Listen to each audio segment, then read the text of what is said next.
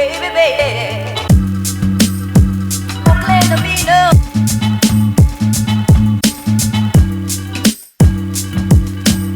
All I need is you, baby, baby. Over love.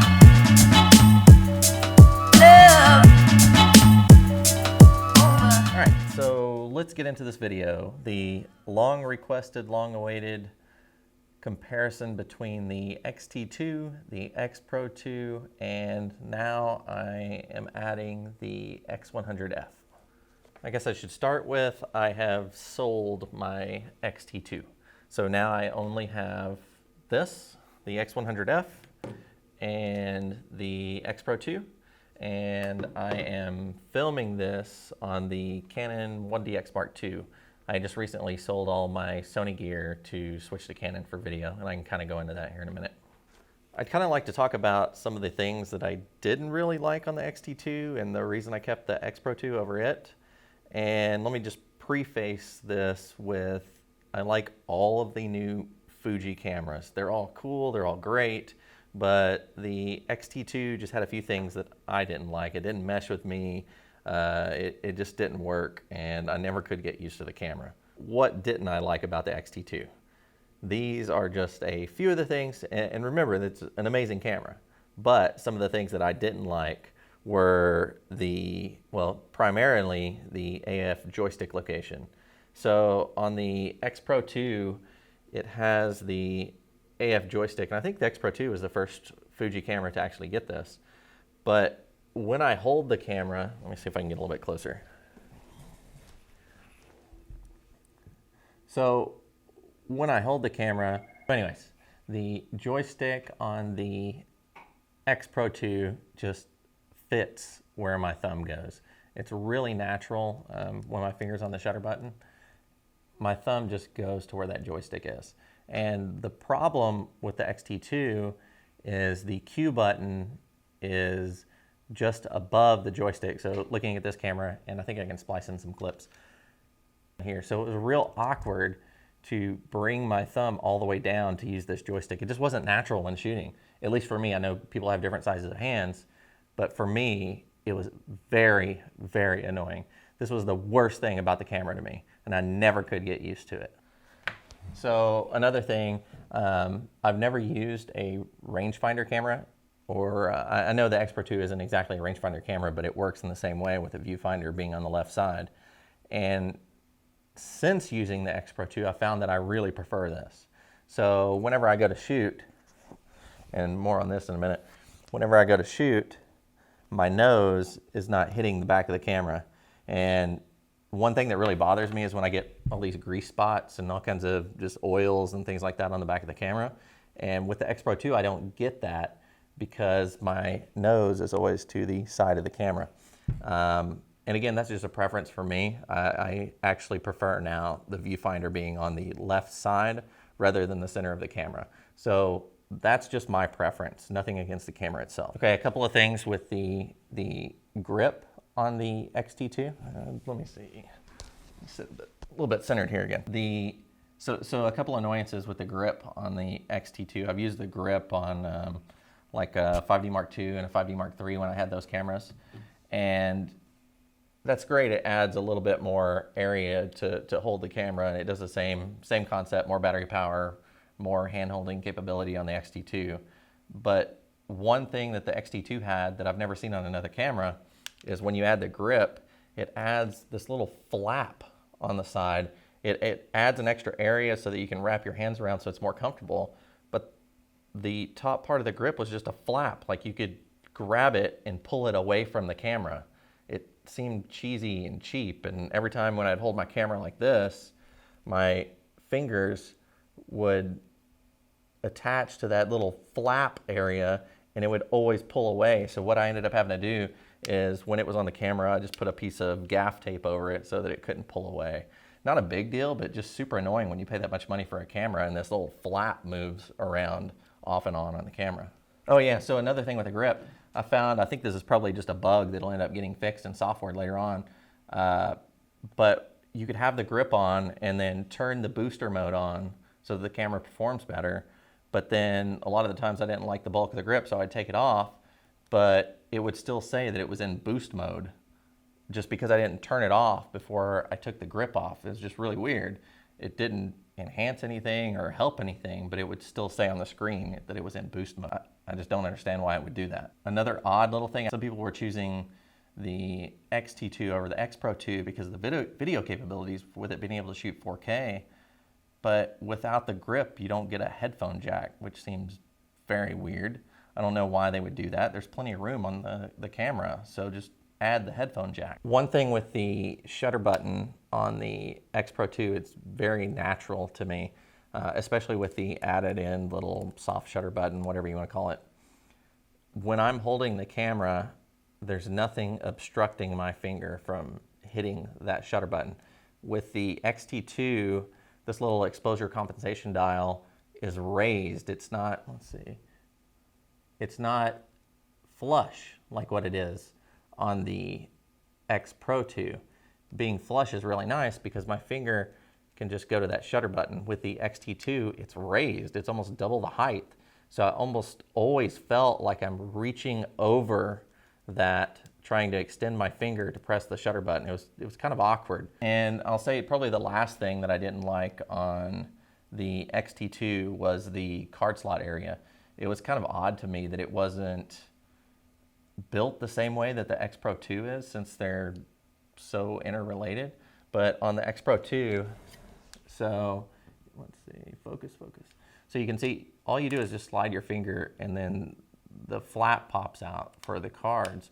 Whereas with the X-T2, you have to have like long fingernails or tiny little fingers. There was a little lock that you had to press in here and pull it, and then you could flip open the door there. It was really weird. This is so simple just to be able to slide this out and open it, where I was always fiddling with the X-T2 to get my cards in and out of there. I do want to talk a little bit about the X-Pro2. I guess really the only negative things I can think about to talk about this camera, the first one that's a bit annoying to me, but not a big deal. When I wear my sunglasses, they're polarized, and I can't see the back screen unless I take a vertical picture. It's really, really annoying. The other thing, ISO dial is a bit fiddly. Everybody talks about it. I get used to it. One of the ways I usually shoot is just in auto ISO. These sensors are good enough that I don't really bother with it too much. I'm always keeping an eye on my settings just to make sure ISO doesn't go too high on its own. And I have limits set within the camera, so it's really not a big deal. Most of the time I shoot on auto ISO and then set my other settings. Last little complaint, not really a complaint, but just kind of a disadvantage when talking about the X-Pro2 to the X-T2. I'm not sure it was really stated anywhere, but I think the wireless standard is slightly different. I've noticed when I transfer files to my phone through the wireless feature, the files transfer about twice as fast on the X-T2 as compared to the X-Pro2, and I'm not sure what that is, other than maybe one is in wireless instead of AC or something, who knows. I do want to say I love this camera. I've used a lot of cameras in the past, DSLR full frame cameras that I've used, 5D Mark II, 5D Mark III. I've got the 1DX Mark II that I'm using here. I've used the X-T2, I've used this camera, now the X100F, several other cameras recently. Most of the Sony cameras, all the new Sony mirrorless I've either owned or tried. If I could only have one camera for photos, it would be this camera. I love this camera. I love the lenses that Fuji makes. They're all high quality.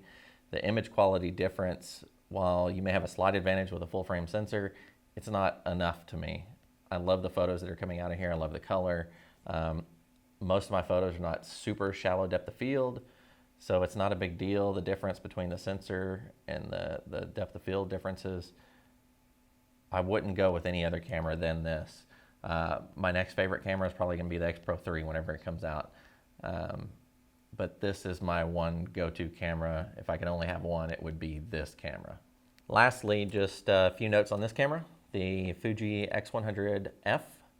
This is the first X100 that I've used, and I really like this camera. I wouldn't trade my X-Pro2 for this camera, but it comes in close. There's some advantages with the leaf shutter and flash that are really cool. The leaf shutter is almost silent without having to turn it to an electronic shutter, so that's a huge plus. The one criticism, if I have to give one for this camera, is the diopter is not quite as good on this camera. So let's see, I saved the specs for the diopters for the 3 different cameras, the X-Pro2, the X-T2, and the X100F. And for most people, this isn't going to be an issue. But on the X-Pro2 and the X-T2, you have a diopter adjustment from -4 to +2. And I will say it's amazing because on the Canon 1DX Mark II, I don't have enough adjustment so that I can see through the viewfinder without my glasses. It's really annoying. If you have glasses, you'll know. Pushing your glasses up to the back rubber cup piece here. With the X-Pro2 and the X-T2, I didn't have to do that. And normally when I shoot, I just push my glasses down slightly and put my eye up to the viewfinder. And it works great for me, especially if I'm wearing sunglasses, I'm out and about and I'm taking photos, but I don't want to take off my sunglasses. I just slightly push them down and then shove this viewfinder up to my eye. It works perfect for me. Maybe not everybody, but for me, it's amazing. And it's really annoying that even though these cameras are stylized almost identical, I can't do that with this camera because this camera has a diopter adjustment of -2 to +1. So going from the other 2 cameras that have -4 to +2 to this one that has -2 to +1, it's just not enough of an adjustment for me. So if I actually look out of this one with pushing my glasses down like I do the X-Pro2, everything's slightly blurry. It just doesn't have enough adjustment in here. So I find myself, I have to look through my glasses, keep my glasses slightly off of here, and then I don't exactly fill the frame with my eye. I can't see everything without slightly moving the camera around. Again, it's a cheaper camera than the X-Pro2, but that's just my use. That's not gonna be everybody. It is annoying though. Other than that, this camera, so far it's working out great. I like that they moved all the buttons to the side so I can have one-hand operation like on the X-Pro2.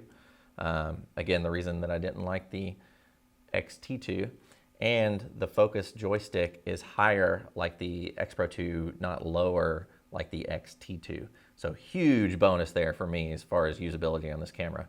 It would be pretty close to perfect if Really Right Stuff will go ahead and release a plate. I emailed them today and they said they had no plans as of now, but they would update me. So sad face there. I think that's the one thing with my X-Pro2, it makes it fit perfectly in my hand. I don't like the Fuji grips that have the big chunk over here. I just wanted to extend it a little bit further down so that I can kind of prop my finger on it. Hopefully they come out with it, or maybe a third party on Amazon, somebody will come out with a grip for it without the big piece of rubber here over on the side. We'll see. So I hope you've kind of enjoyed that little rundown on the different cameras, some complaints, hopefully not too negative there. I love these cameras. I will say, if you had to pick one Fuji camera and you're shooting events, even with the annoyances that I listed, I would say the X-T2 is probably the better camera to go with. Just the performance of the camera, the autofocus continuous tracking works better, and it just seems it just seems more suited to event coverage, kind of like where everybody's coming from DSLRs. But for me, I love my X-Pro2. I won't be going back to a XT style body.